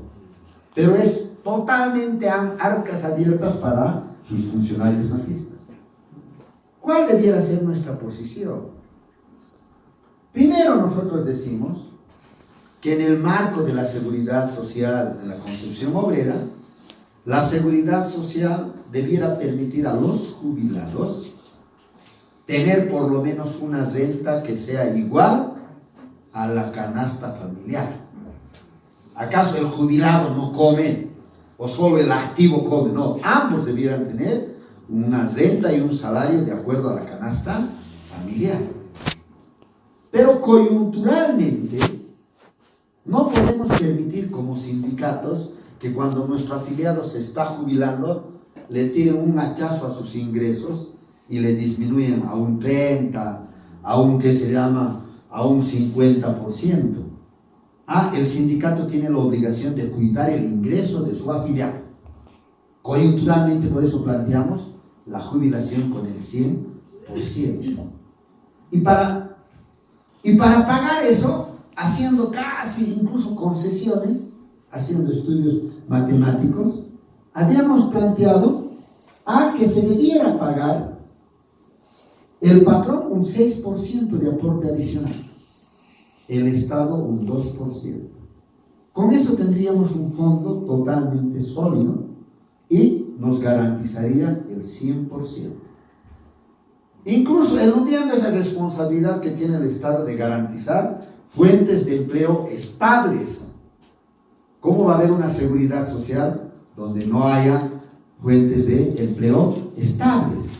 Por eso es nuestro planteamiento. La jubilación debiera ser totalmente financiada por el patrón y el Estado. ¿Y quién debiera administrar? A los trabajadores en forma autónoma.